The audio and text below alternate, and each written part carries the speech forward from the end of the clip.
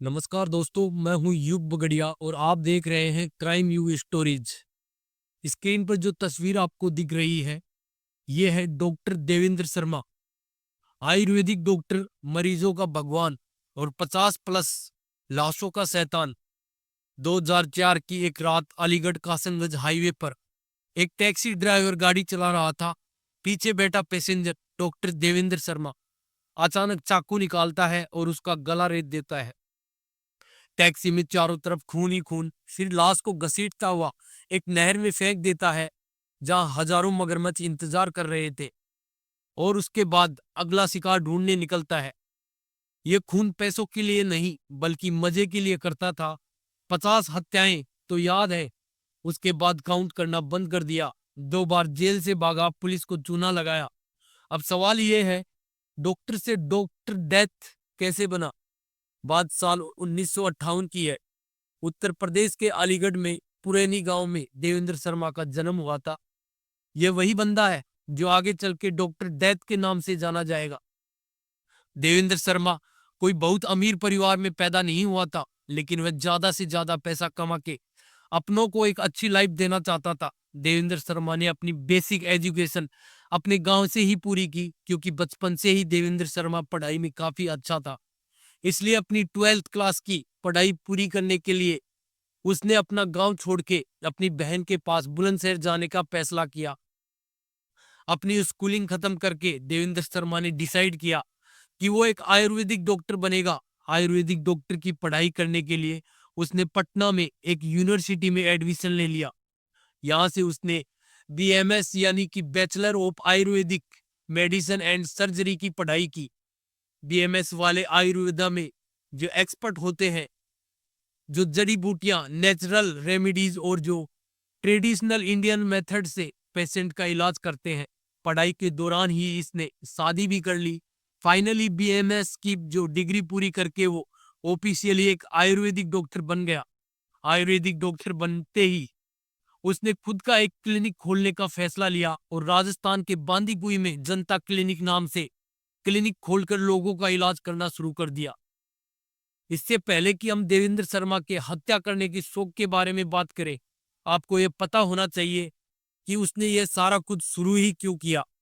देवेंद्र शर्मा बहुत ईमानदार डॉक्टर था और बहुत शिद्दत से अपने मरीजों का इलाज किया करता था। सब कुछ सही चल रहा था, लेकिन ज्यादा पैसे कमाने के लालच में अपने कुछ दोस्तों के कहने पर देवेंद्र शर्मा ने अपनी 10 साल की मेहनत की कमाई को एक गैस सिलेंडर की डीलरशिप में लगा दिया। उसे लगा कि एकदम से ही मेरी जो एक्सट्रीम ग्रोथ हो जाएगी। इस डॉक्टर ने करीब 11 लाख रुपए उस गैस सिलेंडर की डीलरशिप में लगा दिए।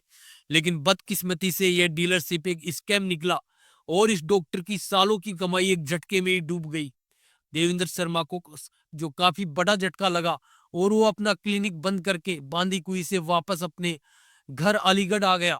जो डॉक्टर देवेंद्र शर्मा के मन में अब जो बदले की आग जल रही थी। कुछ महीनों तक उसने अपने आप को इस दलदल में से निकालने का प्लान बनाया और फाइनली उसे अपना जो पैसा रिकवर करने का एक खौफनाक आइडिया मिल गया। कभी ना फेल होने वाला एक फुल प्रूफ प्लान बनाने के लिए डॉक्टर डेथ ने अपने प्लान को अलग अलग स्टेज में जो रेडी किया। सेकंड और थर्ड स्टेज थोड़ी ज्यादा भयानक है, उसको बाद में देखेंगे। पहले बात करते हैं फर्स्ट स्टेज की। फर्स्ट स्टेज के प्लान के तहत डॉक्टर देवेंद्र शर्मा ने किडनी ट्रांसप्लांट जो करने का एक जो इलीगल रैकेट शुरू करने का प्लान शुरू किया। डॉक्टर होने के नाते किडनी ट्रांसप्लांट जो का रैकेट चलाना उसके लिए आसान था। एक और बात कि ये जो इस धंधे में ये अकेला नहीं था। इसी धंधे में इसका भरपूर साथ दिया डॉक्टर अमित ने। हर किडनी ट्रांसप्लांट के लिए जो देवेंद्र शर्मा 5 से 7 लाख टोकन मनी लिया करता। देवेंद्र शर्मा को यह फायदे का सौदा लगा, क्योंकि सिर्फ 2 ही किडनी ट्रांसप्लांट से उसका पूरा लॉस रिकवर हो चुका था और अब उसकी भूख बढ़ती जा रही थी। ये सब खत्म होते होते देवेंद्र शर्मा जो एक पक्का क्रिमिनल बन चुका था। लेकिन दिक्कत वाली बात यह थी कि ऐसे फर्जी तरीके से किडनी निकालने में पकड़े जाने का रिस्क थोड़ा ज्यादा था।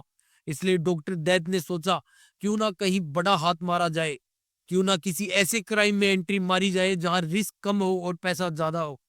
यही से डॉक्टर दैत के दिमाग में एक और खौफनाक आइडिया आया।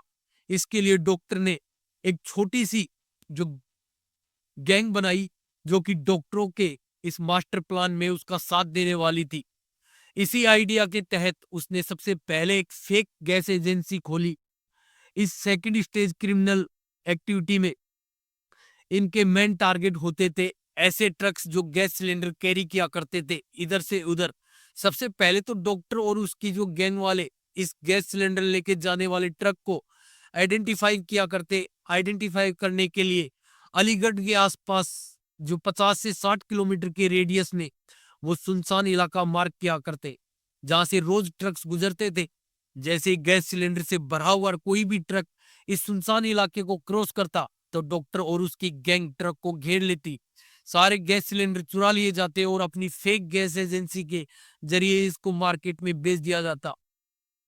ट्रक ड्राइवर का ट्रक लूट लिया वो तो ठीक है, उसके बाद ये लोग ट्रक ड्राइवर को भी नहीं छोड़ते थे। ट्रक ड्राइवर की किडनी निकाली जाती और उसकी हत्या कर दी जाती थी। किडनी को इलीगल तरीके से बेच दिया जाता और फाइनली उस ट्रक को भी ब्लैक मार्केट में बेच के पैसे बना लिए जाते थे।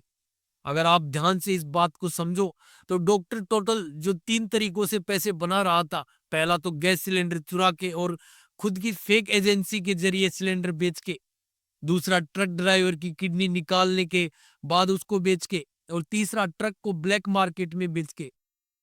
भले ही वो इतने पैसे कमा रहा था, पर अभी भी देवेंद्र शर्मा एक बहुत बड़ी प्रॉब्लम जो फेस कर रहा था कि हत्या करने के बाद इन सब ट्रक ड्राइवर्स की बॉडी को कहाँ ठिकाने लगाऊं। फाइनली बड़ी मुश्किल के बाद देवेंद्र शर्मा ने जो वो जगह ढूंढ ही ली जहां वो अपने काम को अंजाम दे सकता था, यानी कि लाश को ठिकाने लगा सकता था। अलीगढ़ से कुछ दूरी पर कासनगंज में एक नहर है, हजारा कैनाल। हजारा कैनाल एक आर्टिफिशियल नहर है जो गंगा रिवर सिस्टम का हिस्सा है, जिसे अंग्रेजों के टाइम किसानों को पानी देने के लिए आर्टिफिशियली बनाया गया था।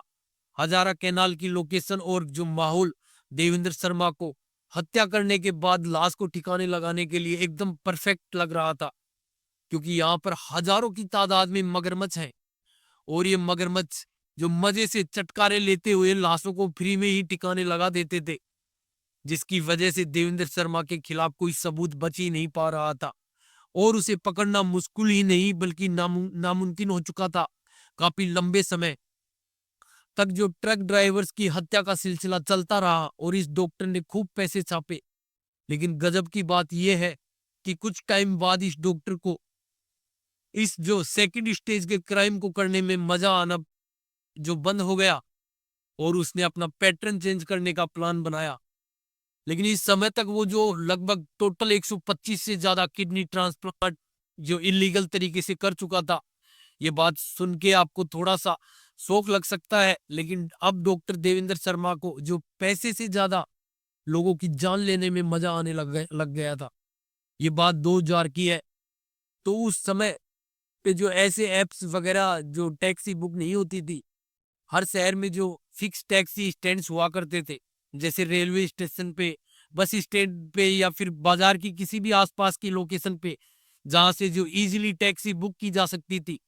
होता कुछ ऐसा था कि ये डॉक्टर सबसे पहले दिल्ली या गुड़गांव जाता था, वहां से फर्जी नाम से टैक्सी बुक किया करता और जो डेस्टिनेशन में हमेशा हजारा कैनाल के आसपास वाला एरिया ही बताया करता था। हजारा कैनाल यानी वही एरिया जो मगरमच्छों से भरा हुआ है। फाइनली आज दिन है पहले टैक्सी ड्राइवर की हत्या का। डॉक्टर ने दिल्ली से एक फर्जी नाम से टैक्सी बुक की और टैक्सी ड्राइवर और ये जो बंदा कासंगंज के लिए रवाना हो गए। रात हो चुकी थी। किसी बहाने से जो डॉक्टर ने इस टैक्सी को इस सुनसान इलाके में रुकवा लिया और देवेंद्र शर्मा बस अब उस मौके का इंतजार कर ही रहा था जब वो इस टैक्सी ड्राइवर को मौत के घाट उतारेगा। देवेंद्र शर्मा ने चाकू निकाल के टैक्सी ड्राइवर का गला काटा और अपने जो शिकार की लाश को घसीटता हुआ इस हजारा कैनाल की तरफ बढ़ना शुरू कर दिया। लाश को इस हजारा कैनाल में फेंकने के बाद खुद इस जो टैक्सी में बैठ के यहां से चला गया। टैक्सी को उत्तर प्रदेश के ही ब्लैक मार्केट में ले गया और 20 से 25,000 रुपए में बेच दिया। ये टैक्सी वाले हत्याकांड में तो देवेंद्र शर्मा को गजब मजा आने लग गया था। हत्या करो, मगरमच्छों को खिला दो। अब हर कुछ दिनों में वो टैक्सी ड्राइवर्स की हत्या करने लग गया और उनकी लाश को जो मगरमच्छों को खिला दिया करता। यह हत्या का जो पूरा सिलसिला 2004 तक चला। ऐसे ही एक टैक्सी ड्राइवर की हत्या करने की कोशिश के दौरान डॉक्टर देवेंद्र शर्मा 2004 में पकड़ा गया और अरेस्ट होने के बाद जब देवेंद्र शर्मा ने अपना जो कन्फेशन दिया तो एक बार को तो पुलिस वालों को भी विश्वास नहीं हुआ कि एक आदमी ऐसा भी कर सकता है। दरअसल अभी तक पुलिस वालों को लग रहा था कि इसने कुछ 21 हत्याएं की होंगी और 21 हत्याओं के ही चार्जेस इस पर लगाए गए थे। लेकिन अपने कन्फेशन के दौरान इसने कबूल किया कि 50 हत्याओं तक तो मुझे याद है और उसके बाद मैंने काउंट करना ही बंद कर दिया था। और यहीं से इस डॉक्टर देवेंद्र शर्मा का नाम पड़ा डॉक्टर डेथ। इंट्रोगेशन के दौरान ही डॉक्टर ने लाश को हजारा कैनाल में फेंकने की भी बात जो कबूल की। पुलिस वालों ने इस हजारा कैनाल में डेड बॉडीज की तलाशी के लिए एक ऑपरेशन भी चलाया, लेकिन बदकिस्मती से एक भी लाश उस मगरमच्छ के तालाब से रिकवर नहीं हो पाई। अगर डॉक्टर देवेंद्र शर्मा के क्राइम्स की जो टाइमलाइन शॉर्ट में बताऊं तो गैस एजेंसी की डीलरशिप में पैसा गंवाने के बाद देवेंद्र शर्मा डॉक्टर से एक सातिर क्रिमिनल बना। उसने 125 से ज्यादा इलीगल किडनी ट्रांसप्लांट किए और ट्रक ड्राइवर्स और टैक्सी ड्राइवर्स को मिला के 50 से ज्यादा हत्याएं की। अब सवाल यह है कि देवेंद्र शर्मा का जो इतनी सारी किडनी ट्रांसप्लांट और जो हत्याओं के रैकेट चलाने के बाद भी आखिर हुआ क्या। तो आपको बता दूं कि कोर्ट में केस चला, लेकिन एक भी डेड बॉडी ना मिलने की वजह से और कोई ठोस सबूत ना मिलने की वजह से डॉक्टर देवेंद्र शर्मा को बस 7 ही केसेस में उम्र कैद की सजा हुई और एक गुड़गांव के केस में मौत की सजा सुनाई गई। इतनी सारी हत्याओं के बाद भी देवेंद्र शर्मा के खिलाफ कोई सबूत नहीं मिले। मिलेंगे भी कैसे, वो तो मगरमच्छ खा चुके थे। लेकिन 50 प्लस हत्याओं की कोर्ट हियरिंग के दौरान ही उसके जो अगेंस्ट किडनी ट्रांसप्लांट का एक मेजर केस राजस्थान के जयपुर में चल रहा था, जिसमें कोर्ट ने डॉक्टर देवेंद्र शर्मा को उम्र कैद की सजा सुनाई और उसे जयपुर सेंट्रल जेल में रखा गया। अब आपको लग रहा होगा कि डॉक्टर को जो जेल में बंद कर दिया गया तो कहानी तो खत्म हो गई, लेकिन इससे आगे की कहानी और भी ज्यादा इंटरेस्टिंग है। पूरी बात ध्यान से सुनना। कोर्ट से उम्र कैद मिलने के बाद doctor Devendra Sharma Jaipur central jail में ही बंद था। फिर देवेंद्र शर्मा के दिमाग में फिर से एक खुरापाती आइडिया आया और इस बार वह आइडिया था जेल से भागना। डॉक्टर देवेंद्र शर्मा ने अच्छे बिहेवियर के नाम पर पैरोल मांगी। पैरोल का मतलब है कि जेल में बंद किसी भी कैदी को कुछ दिनों के लिए जेल से बाहर जाने की परमिशन मिलती है, यानी कि एक temporary release. Mostly family emergency, health issues या गुड बिहेवियर के नाम पे डॉक्टर को 20 दिन की पैरोल गारंट की गई। शायद आपको पता हो कि पैरोल पर निकले हुए कैदी को पुलिस स्टेशन जाकर अक्सर साइन करना पड़ता है, ताकि पुलिस को यह कंफर्म रहे कि वो कैदी कहीं भागा नहीं है। अगर वो साइन नहीं करता तो उसको जो पैरोल कैंसिल हो जाता है और अगर वो टाइम पर वापस जेल नहीं आता तो पुलिस उसे भगोड़ा मान लेती है। बेल का मतलब है कि किसी बंदे पर केस चल रहा हो लेकिन कोर्ट ने उसे जेल से बाहर रहने की परमिशन दे दी, जो लेकिन उसे कुछ रूल्स फॉलो करने पड़ते हैं। अगर आपने सिंघम मूवी देखी हो तो ये बात आपको अच्छे से समझ आ रही होगी कि कैसे जो जयकांत सिकरे सिंघम के गांव में साइन करने जाता था। अब देवेंद्र शर्मा ने तो पहले से ही अपना प्लान सेट कर रखा था, तो वो जैसे ही पैरोल पर छूटा सबसे पहले उसने अपना हुलिया बदला और जयपुर से एक टिकट कटाई दिल्ली की। देवेंद्र शर्मा जयपुर से दिल्ली अपनी दूसरी बीवी के पास पहुंच गया। देवेंद्र शर्मा की जो पहले भी शादी हो चुकी थी, उसका एक बच्चा भी था, लेकिन इसके कारनामों की वजह से उसकी पहली बीवी ने ऑलरेडी उससे जो डिवोर्स ले लिया था। दिल्ली में उसने एक प्रॉपर्टी डीलर का काम शुरू किया और करीब 7 महीने तक पुलिस को चकमा देते हुए वहीं काम करता रहा। फाइनली पुलिस को एक टिप मिली और देवेंद्र शर्मा और डॉक्टर डेथ को फिर से दिल्ली से अरेस्ट किया गया। अब की बार पुलिस ने इसको और ज्यादा टाइट सिक्योरिटी वाली जेल में यानी कि तिहाड़ जेल में भेज दिया। मजे की बात यह है कि डॉक्टर यहां भी नहीं रुका और एक बार फिर से जेल से फरार हो गया। अब अपने देश में एक रूल है, अगर कोई बंदा एक बार पैरोल से भाग जाता है तो उसे दोबारा पैरोल नहीं दी जाती है। लेकिन पता नहीं क्यों कोर्ट वालों ने उसे दोबारा पैरोल पर रिहा कर दिया, जबकि एक बार देवेंद्र शर्मा पैरोल से ही भाग गया था। तब भी उसके खिलाफ कोई खास स्टेप नहीं लिया गया और दोबारा से उसे पैरोल दे दी गई। तो क्या यह माना जा सकता है कि सिस्टम को कोई खास फर्क नहीं पड़ता कि हम किस खूंखार क्रिमिनल को पैरोल दे रहे हैं? 9 जून को डॉक्टर देवेंद्र शर्मा को फिर से एक बार पैरोल पर रिहा किया गया।